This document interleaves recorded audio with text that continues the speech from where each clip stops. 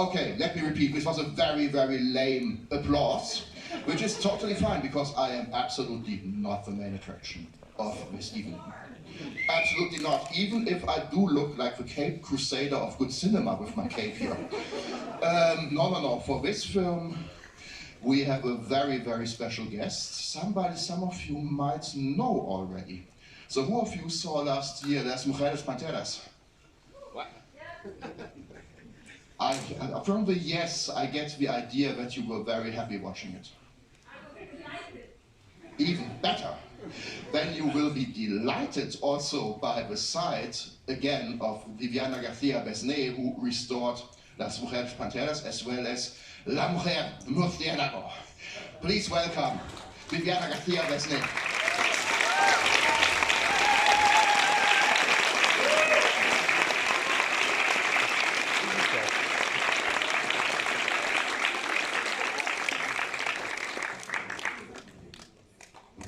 She's drunk. It's fine, so don't worry.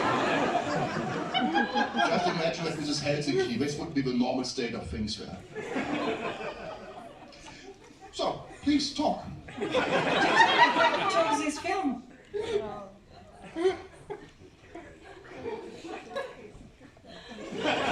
How could I not choose a film with a Batwoman? I mean, just look at her clothes. Just look at her eyes. I mean, she could be reading the telephone book, and I would choose that film. And I mean, lovely Laura Monti is still alive. You are still in contact with her. Please talk about her. Yeah, well, I grew up watching Maura Monti in her bikini, and I was crazy. I wanted to be like her. And this film was shot in my grandmother's house in Acapulco. So, because I was little and I saw her coming down the stairs of my grandmother's house, I thought I had a chance to be like her, you know. And in Mexico, it is so important that we had like Mexican heroes. That was just amazing. And the thing is that you need to know that Maura Monti is a hero in real life. So she is Italian. She arrived to Mexico when she was 17 years old. She bought a lottery ticket at the airport and she won the lottery. And a month after that, she was already working on films. She married a fancy producer who had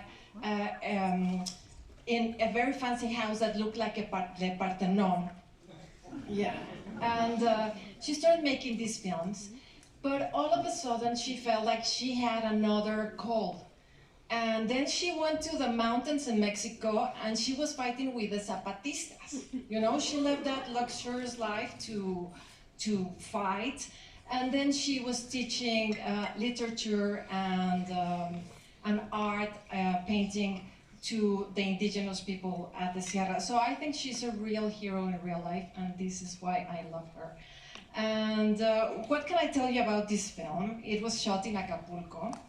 And what I love about this film, besides Maura Monti walking on a bikini during the whole film, and you need to know that she loved so much her costume that she was walking in her bikini through Acapulco, like that, without the mask, and everybody was, you know, like going nuts for that woman walking in a bikini. But the thing is that during this period when the film was shot, this is 1968, and the Olympics were taking place in Mexico. And there was a whole revolution. Like, women in Mexico, you know, we come from a very macho culture, and you're gonna see this on the film more at the end, but it's still there. So the ladies, the luchadoras, do any of you know what's a luchadora or what lucha libre is? Yes? Okay, good, because it is important for this film. The ladies were banned from lucha libre, and lucha libre is a big sport in Mexico. They were banned from the early 50s to the late 80s, this is a disaster in Mexico. So this film, which is fantastic, it's also a document of the luchadora women that you are gonna be able to see them. And it is very sad to see those women performing, you know, the lucha libre, next to a poster of the Olympics in Mexico, and knowing that they were banned to perform their sport. So when you watch this film, these ladies, you know, please make some noise for them and let's show them some love, because they couldn't hear the people in the arena shouting at them. So now we're going to shout at them during this. I have many more things to say. Yeah, now we come to the real reason why I invited this film. Just for you to talk, because basically, I mean, I can sit here for hours listening to you, because I know all of these stories are awesome, and we have a very happy audience here who likes to hear stories from the wild days of cinema, when cinema was really still something. I'm sorry, yes, I have one story, but you need to know that Maura Monti, she did all her stunts. You know, she was on a parachute and she had an accident, actually.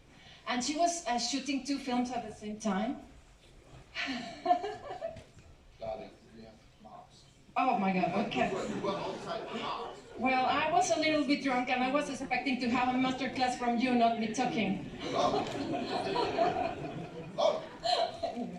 So she did all her stunts. She had an accident with a parachute, and she still continued.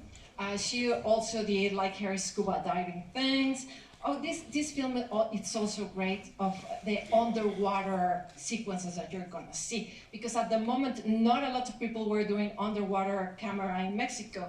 And the producer, who is my great uncle, he gathered a bunch of friends because the equipment was very expensive, so they kind of invented their own equipment, so the monster could be, you know, doing like all these water sequences that you're... There is a monster in this movie? Oh, I'm sorry. Spoiler alert. It's a monster that Guillermo del Toro stole from the movie. What else? So Maura Monti did her stunts, but all of them, but she refused to do the lucha libre sequences. And that is because she wanted the luchadoras, the real luchadoras, to get paid for those sequences, which I think Maura Monti was very kind to do that.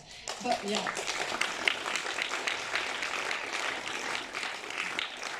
But of course, Maura has this amazing body, and then you see like the lucha libre, and you see like a lady that has a different body. So Maura Monti will say like, I will eat my tamales before doing the sequence. Tamales, it's a very heavy Mexican dish. So yeah, she always makes fun about she having tamales before going to do some fighting. Yeah, is that enough? I mean, you wanted to say something about the music. You started with the music. Yeah, okay. I'm not gonna tell you anything, just listen to the music, okay? Just listen to the music, that is fantastic. And the surreal thing of this film is not the monster, it's not Maura in a bikini in Acapulco, it's people bringing a tocadiscos. How do you say tocadiscos? Anybody speak Spanish? Yeah, like a vinyl player to the beach in the middle of the sun.